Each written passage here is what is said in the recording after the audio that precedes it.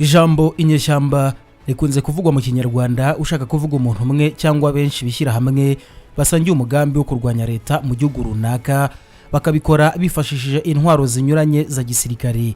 Mu ndimi z'amahanga tumenyereye ko babita rebels cyangwa se rebelle mu rurimi rw'igifaransa.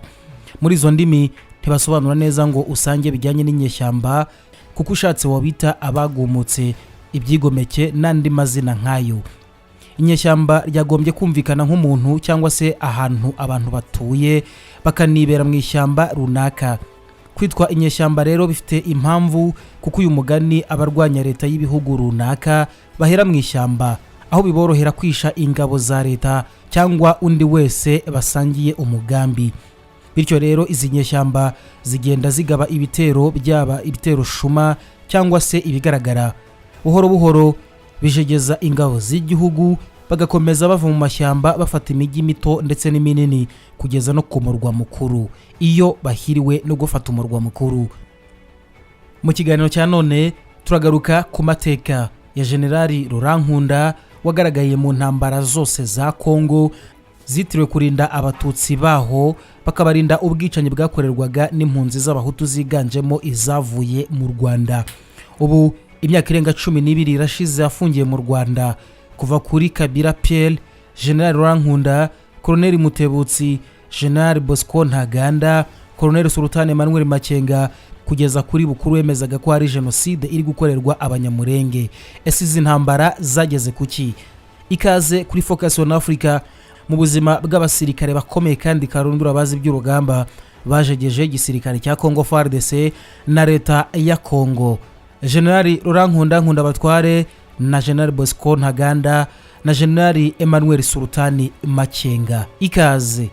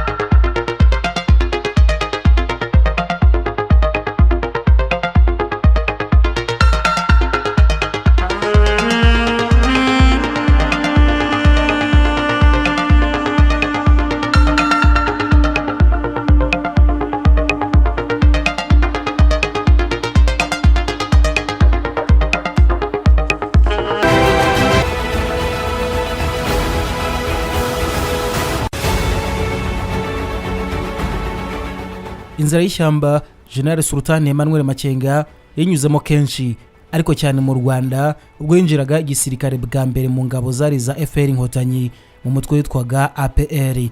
Yongeye kuba inyeshyamba muri Repubulika Iharanira Demokarasi ya Kongo, afatanya n'abandi mu guhirika ubutegetsi bwa Mobutu Sese Seko Kuwendo wa Zabanga. Yakomeje abinyeshyamba y'umutwe wa M23 waje gutsindwa igisirikare, uhungira igice kimwe muri Uganda, ikindi gihungira mu Rwanda. Ubu nta numwe uzishyamba General Sultan Emmanuel Makenga yabaherereyemo mu burasirazuba bwa Repubulika Demokarasi ya Kongo cyangwa se muri Repubulika Demokarasi ya Kongo yose.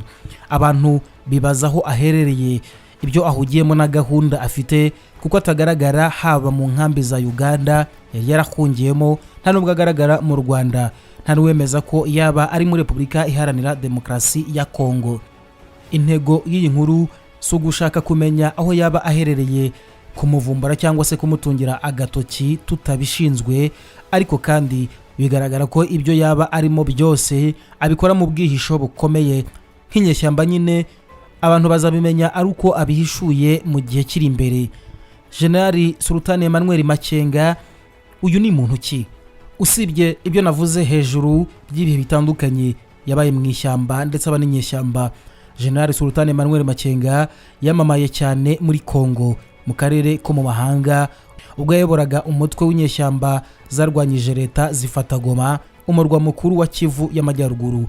General Sultan Emmanuel Makenga bakunda kwita mu gisirikare S5 yavukiye muri teritwari ya Rucuru mu ntara ya Kivu y'Amajyaruguru ku itariki ya 25 Ukuboza mu mwaka w'igihumbi kimwe magana cyenda na 1973. Ubu afite imyaka 50 y'amavuko. Yavukiye mu muryango w'abakongomani bavuga ikinyarwanda, n'umugabo muremure wirabura, umusirikare w'umurwanyi bivugwa ko azwiho kumasha akomora kubamutoje. APR yinjemo akiri umusore, numwe mu basirikare banze gutahana n'ingabo z'u Rwanda zafashije Laurent Désiré Kabila kugera ku butegetsi. Nyuma yaho u Rwanda rufatiye icyemezo cyo gutahana ingabo zarwo ziva muri Repubulika ya Demokarasi ya Kongo. General Sultani Emmanuel Makenga na General Bosco Ntaganda na bagenzi babo banze gutaha mu Rwanda kuko bumvaga barageze muri Kongo, igihugu cyabo kavukire batakivamo. Ibintu icyo gihe byababaje leta y'u Rwanda. Nuko aba basirikare bakomereje mu gisirikare cya Kongo bagenda bazamuka mu ntera, bahabwa amapeti yo mu rwego rwo hejuru. Uyu Sultani General Emmanuel Makenga yakomeje kuba icyegera cya General L.NKUNDA mu ntambara zose zabaye muri Kongo kugeza no ku ya CNDP mbere y'umwaka wa 2009. Umwanya uyu mujenerali aheruka mu ngabo za FARC yari umuyobozi mukuru w'ingabo ashinzwe ibikorwa bya gisirikare muri Kivu y'Amajyepfo. Uyu mwanya yaje kuvaho ajya kwifatanya na M23, umutwe w'inyeshyamba wari umaze kuvuka uyobowe na General Bosco Ntaganda. Bivugwa ko uyu yavuye i Bukavu n'abasirikare bamurindaga, ajijisha asa n'unyura ku butaka, asanga M23 we aca mu kiyaga akoresheje ubwato, maze ingabo za leta zirasana mu mayira n'izimurinda bibaza ko ari we. Nuko abacika cyo kugeza ageze mu birindiro by'inyeshyamba. Muri parike y'Ibirunga ahari ibirindiro bya M23 yahise yungirizwa n'uwari umuyobozi w'icyo gihe General Bosco Ntaganda. Bataje kumvikana nyuma, ingabo zicikamo ibice, buri gice gishyigikiye ikindi. Uko gusubiranamo rero nuko kwaje guha icyuho leta ya Kongo cyo kubarasa, maze ibyo bice byombi biratsindwa. Nibice bivugwa ko byahise bihunga, kimwe kijya ukwacyo, kimwe cyaje mu Rwanda, ikindi kijya muri Uganda muri Mata mu mwaka w'2013.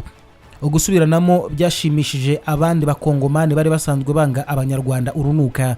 FARDC yaje kwivuga ibigwi ko batsinze urugamba ku ruhande rumwe, naho abandi baturage bavuga ko ikinyarwanda benshi bari mu buhungiro mu nkambi z'u Rwanda barababara. Naho abandi baturage bavuga ikinyarwanda benshi bari mu buhungiro mu nkambi z'u Rwanda barababara bikomeye, kuko uko urugamba rwa M23 rwari rwifashe bari batangiye kwizera ko bagiye gutaha mu gihugu cyabo. Uku gusubiranamo kugeza ubu hakaba hari n'abafite ibikomere byo kuba baraheze ishyanga, nta cyizere bafite cyo kuzataha mu gihugu cyabo. General Emmanuel Sultani Makenga bamwe bibaza aho yabaherereye mu ishyamba rya Kongo. Nyuma yaho umujenerali ahungiye muri Uganda, hagiye haba ibiganiro binyuranye by'uko ababara barwanyi basubira muri Kongo, kugeza ubwo hasinywa amasezerano ya Addis Abeba yuko byazakorwa. Ibyari biyakubiyemo kugeza ubu ntabwo byigeze byubahirizwa na leta ya Kongo.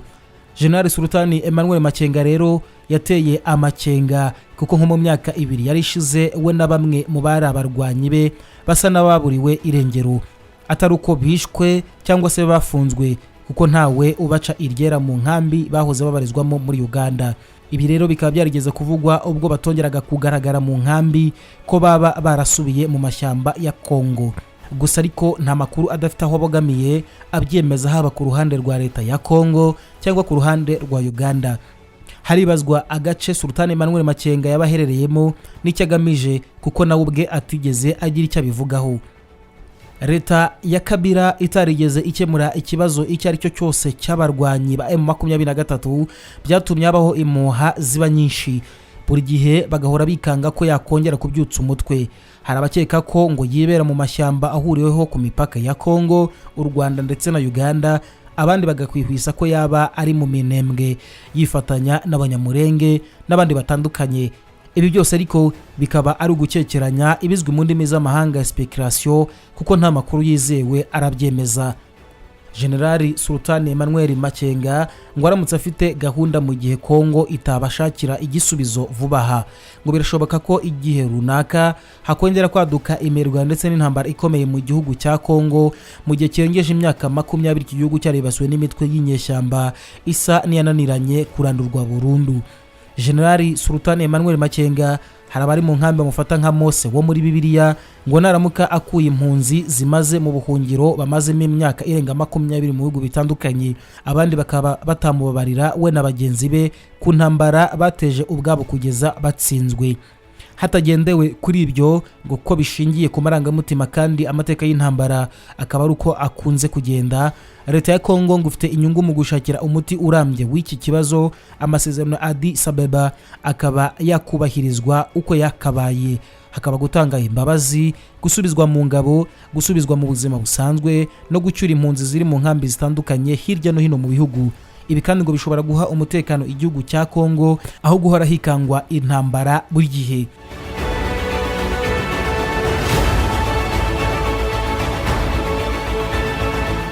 Generali Bosco Ntaganda n'umugabo w'inseko ikeye nkuko abahuye nawe babivuga, ariko inyuma y'inseko ngo hari umugabo utagira impuhwe wigeze guhabwa izina Terminator of Tango kubera ibyaha yashinjwaga ku nshuro ya mbere mu mwaka w'2006. Urukiko mpuzamahanga mpanabyaha rwashyizeho inyandiko zo kumuta muri yombi ashinjwa kwinjiza abana mu nyeshyamba. Yoherejwe urukiko rw'Ihage mu Buholandi mu mwaka w'2013 amaze gusumbirizwa mu ntambara akabura amajyo, akaza mu Rwanda akajya muri ambasade ya Amerika. Abakurikiranaga ibyari birimo biraba bavuga ko ngo kwishyikiriza ubutabera yabitewe no gutsindwa ku ruhande rwe mu makimbirane yaramaze gucamo kabiri umutwe wa M23. Mu kwezi kwa gatanu umwaka w'2012 ku byaha yashinjwaga hiyongeraho gufata ku ngufu, ubwicanyi, kugira nabi abasivile kubera ubwoko bwabo. Ibi bijyana n'ibyarezwe wari umuyobozi we Thomas Lubanga, umuntu wa mbere hamejwe ibyaha n'urukiko amezi 2 ya mbere y'icyo gihe. Umutangabuhamya yabwiye urukiko ko ari umwana yarwanye iruhande rwa Terminator, yavuze ko ngo ari umugabo wica abantu mu buryo bworoshye cyane. General Bosco Ntaganda uwo yakatiwe gufungwa imyaka 30 n'urukiko rwa ICC kubera ibyaha 18 by'intambara hamijwe yakoze hagati y'ibihumbi 2002 ndetse na 2003 muri Repubulika ya Demokarasi ya Kongo. Uyu mugabo yavutse mu mwaka w'1973 anakurira mu Rwanda. Umuryango we waje guhungira muri Kongo. Ku myaka 17 yatangiye iby'imirwano asimburanya kuba inyeshyamba n'umusirikare mu Rwanda no muri Kongo. 2006 urukiko rwa ICC rwasohoye inyandiko zo kumufata ashinjwa gushyira abana mu nyeshyamba. 2008 yarayoboye abarwanyi bakoze ubwicanyi ku bantu 150 ahitwa Kiwanja. 2009 yashyizwe mu ngabo za Kongo ku ipeti rya generali. 2012 yivanye mu ngabo za Kongo atangiza umutwe w'inyeshyamba watumye abarenga 800 bahunga. 2013 yarasumbirijwe ahungira mu Rwanda yikiriza ambasade ya Amerika i Kigali ubwo uyu mutwe wari umaze gucikamo kabiri. Umushinjacyaha mukuru wa ICC yavuze ko Bosco Ntaganda ari umugabo mubi ku rwego rumwe na Joseph Kony. Ubuzima bw'igitangaza ndetse no kudahanwa uyu mugabo yabayemo ngo ibintu byo byabaye mu myaka myinshi mu gihe Perezida Joseph Kabila yaranze kumufata ko kugira ngo amahoro ahinde muri Repubulika ya Demokarasi ya Kongo nkuko yabivugaga. Ibi byatumye uyu wari nyeshyamba agirwa generali akomeza kwidegembya mu mujyi wa Goma adakorwaho aho yabaga mu buzima bw'agatangaza bwo kwinywera imivinyo ndetse no gukina tenisi. Bivugwa ko abo Bosco Ntaganda yahemukiye abahuye n'akaga.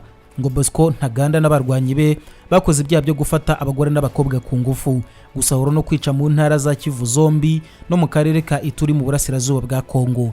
General Bosco Ntaganda yavukiye mu Kinigi mu Rwanda mu mwaka w'1973 na gace kari munsi y'ibirunga by'u Rwanda. Bosco Ntaganda yahamwe n'ibyaha, ibyishimo n'ikizere biba ku baturage ba Ituri muri Repubulika ya Demokarasi ya Kongo. General Bosco Ntaganda ahakana ibyo aregwa byose na Human Rights Watch. ICC yumvise umutangabuhamya wa mbere mu rubanza rwa Bosco Ntaganda. Akiri umwana iwabo ngo bahungiye Ingugu muri Repubulika ya Demokarasi ya Kongo nyuma yuko abo mu bwoko bwe bw'abatutsi bagirirwa nabi. Niho yigiye amashuri abanza ariko ntabwo yigeze arangiza amashuri yisumbuye. Mu mwaka w'1990 afite imyaka 17 nkuko nabivuze yinjiye mu nyeshyamba za APR zarwanyaga ubutegetsi bw'u Rwanda zivuye muri Uganda. izi nyeshyamba zarwanagamo zafashe ubutegetsi mu Rwanda mu mwaka wa 1994 ziyobowe na Paul Kagame ubakaba ari perezida w'u Rwanda. Nyuma intambara yakomereje muri Congo, Bosco Ntaganda yagendaga ahinduranya mu kurwana mu nyeshyamba zo muri Congo cyangwa se no mu ngabo z'u Rwanda.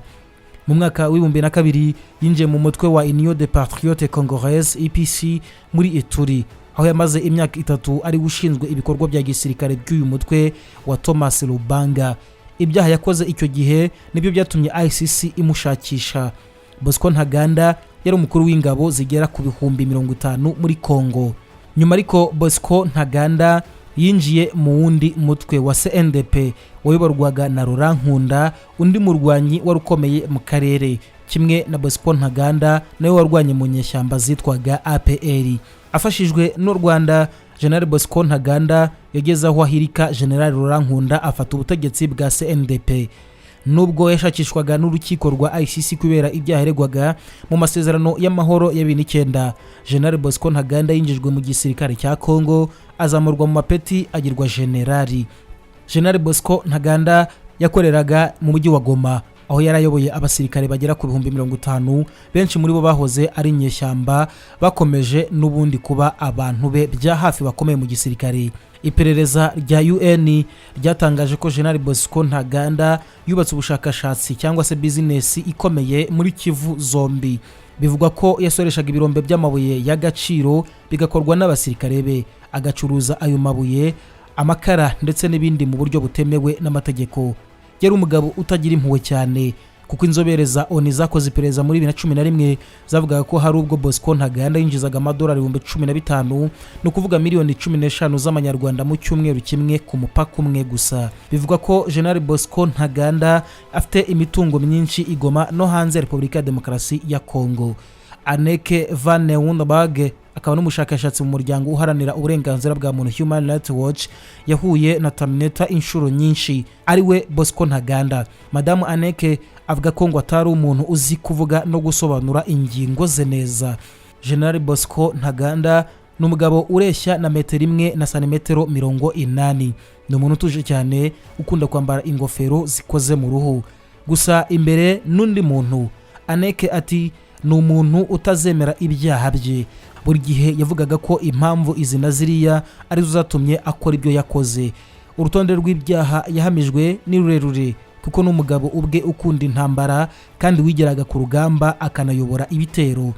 Mu mwaka wa 2008 abanyamakuru mpuzamahanga bamufashe amashusho ayoboye ibitero mu gace kitwa Kiwanja kari kuri kilometero 90 uvuye i Goma, ahahishwe abantu 150 ku munsi umwe gusa. General Bosco Ntaganda yakatiwe gufungwa imyaka 30 n'urukiko mpuzamahanga mpanabyaha rwa ICC rurirahe mu Buholandi. Yahamwe n'ibyaha 18 byo mu ntambara muri Congo byakozwe hagati ya 2002 ndetse na 2003. General Bosco Ntaganda mu mwaka wa 2012 hongeyeho ko yafashe abana ku ngufu ndetse no gutoteza bifatiye ku moko. Uyu mugabo yashinjwaga kuyobora ibitero byishe abantu bagera kuri 800 kubera ubwoko bwabo mu mujyi wa Mongboru mu karere ka Ituri mu mwaka wa 2002. Icyo gihe abarwanyi be bari bamaze gufata aka gace gakungahaye ku mabuye y'agaciro.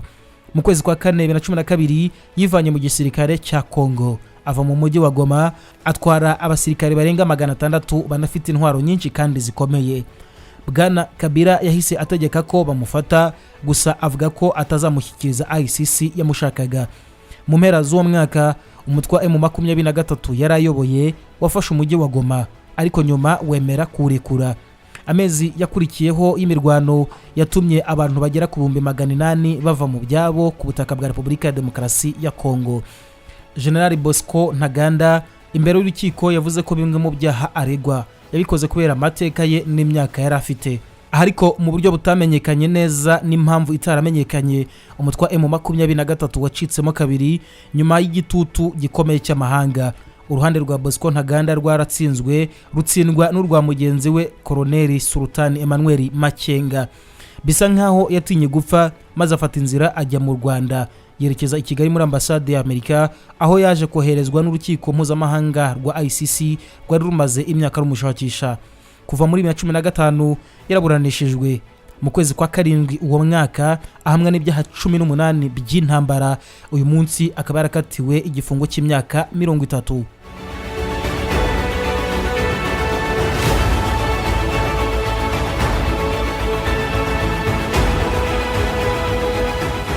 Nyuma y'amakuru yacicikanye mu minsi ishize ku mbuga nkoranyambaga ko Generali Rurankunda yasanzwe yarashwe amasasu 3 mu gituza, aya makuru ngo yasaga naho ari ikinyoma cyambaye ubusa. Itohoza ryakozwe n'ikinyamakuru Umusingi mu nkuru cyasohoye muri nimero yacyo ya 96 hari ku itariki ya 26 Mutarama ndetse n'iya 4 Gashyantare ya 16. Aha bagaragazaga ko Generali Rurankunda atarashwe ahubwo ko ameze neza.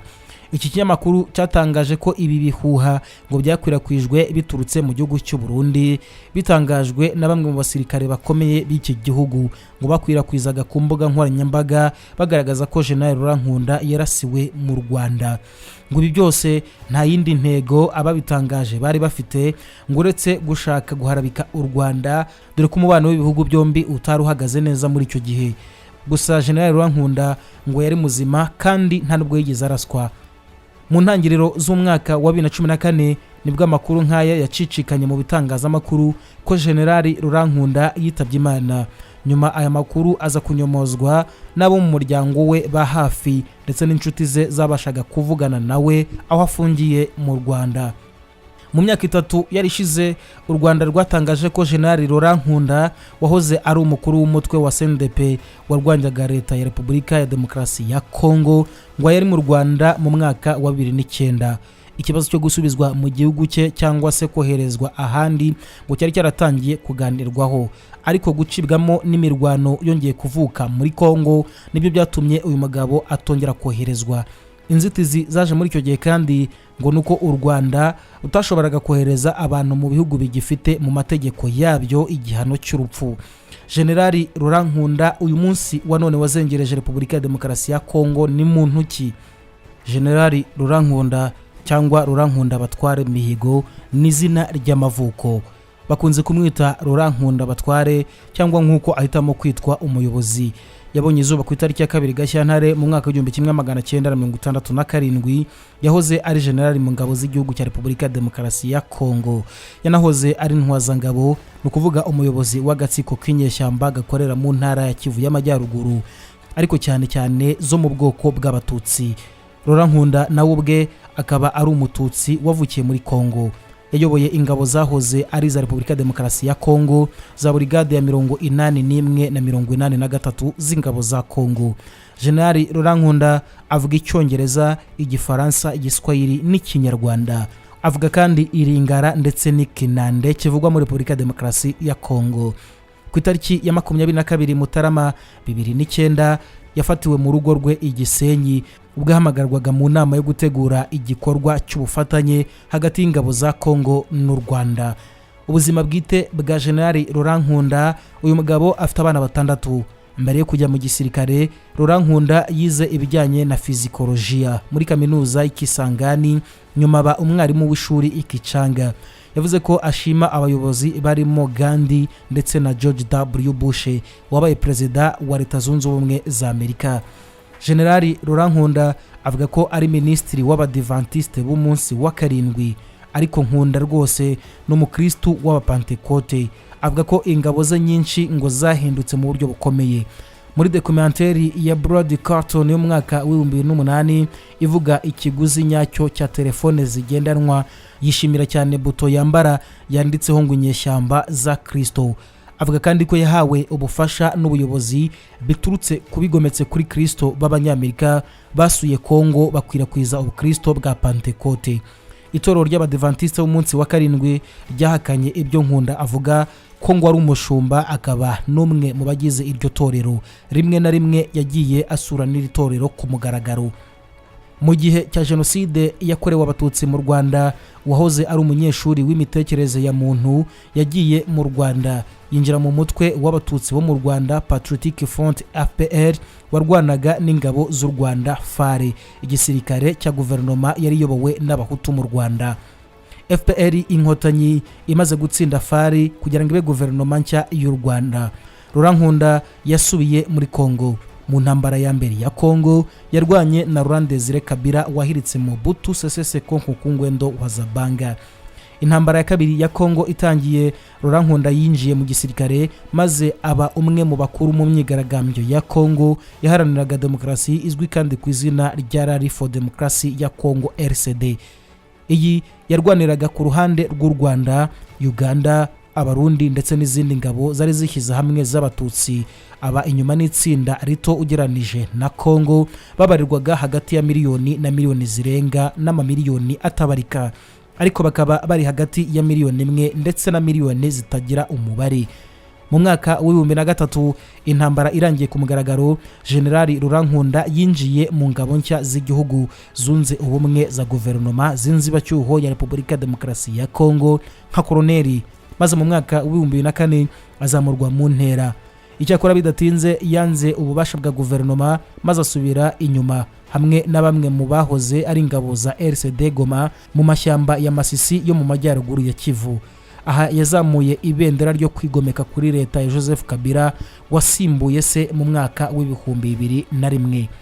General Laurent Nkunda avuga ko arengera inyungu z'abatutsi bo mu burasirazuba bwa Kongo bagabwagaho ibitero n'abahutu bahunze nyuma yo kugira uruhare muri jenoside yakorewe abatutsi mu Rwanda. Iyi ntambara ikaba yaraje kwitwa y'amakimbirane ya Kivu. Muri Kanama umwaka w'2007 agace kari kayobowe na General Laurent Nkunda kari mu majyaruguru y'ikiyaga cya Kivu mu turere twa Masisi na Rucuru. Muri ako karere rero niho General Laurent Nkunda yashinze icyicaro cye, yubaka ibikorwa remezo bikenewe no guteza imbere inzego zishinzwe umutekano. Yashinze umutwe wa politike uzwi ku izina rya Kongere y'igihugu ishinzwe kurengera abaturage CNDP. Mu mirwano yatangiye ku itariki ya 27 Ukwakira muri 2008 izwi ku izina rya Nord Kivu yo mu mwaka wa 2008, General Laurent Nkunda yayoboye inyeshyamba za CNDP zarwanyaga ingabo zombi za Repubulika Demokarasi ya Kongo. Imitwe yitwara gisirikare ya FDLR n'ingabo z'umuryango w'abibumbye zari zigizwe n'abasirikare 17,000 z'umuryango w'abibumbye muri iki gihugu. Byavuzwe ko ngo arimo atera imbere mu mujyi wa Goma agamije kuwufata. Ingabo za Kongo zikavuga ko ngo yahawe inkunga na leta y'u Rwanda. Iyi mirwano yahinduye isura, abasivile ibihumbi birenga 200 bava mu byabo, bituma umubare w'abantu bavuye mu byabo bitewe n'intambara za Kivu bagera kuri miliyoni 2. Ibi byateye imvururu z'abaturage zikomeye, habaho ibura ry'ibiribwa ndetse n'icyo gihe umuryango w'abibumbye wita ku bibazo by'impunzi nawo ntabwo wabashije kugeza inkunga kuri izi mpunzi. Mu kiganiro yagiranye na BBC ku itariki ya 10 Ugushyingo 2008, General Laurent Nkunda yavuze ko ngo agomba guhirika guverinoma ya Repubulika Demokarasi ya Kongo niba President ngo Joseph Kabila icyo gihe wari ukomeje kwirinda imishyikirano itaziguye atayishyize mu bikorwa. Mu myaka yashize Laurent Nkunda yagiye akurikiranwa kandi ashinjwa n'imiryango myinshi kuba yarahohoteye uburenganzira bwa muntu. Nkunda ashinjwaga na guverinoma ya Kongo ibyaha by'intambara muri Nzeri mu mwaka w'2005. General Laurent Nkunda nkuko abashinzwe gukurikirana uburenganzira bwa muntu nka Refugee International babitangaza, ngo ingabo za Nkunda zivuga ko zakoze ibikorwa by'ubwicanyi, gufata abagore ku ngufu n'abakobwa ndetse no gusahura imidugudu y'abasivile. Ikirego Laurent Nkunda ahakana yivuye inyuma. Amnesty International ibwa ivuga ko ngo ingabo za Nkunda zashimuse abana bafite imyaka 12 zibahatira kuba abasirikare babo ku ngufu.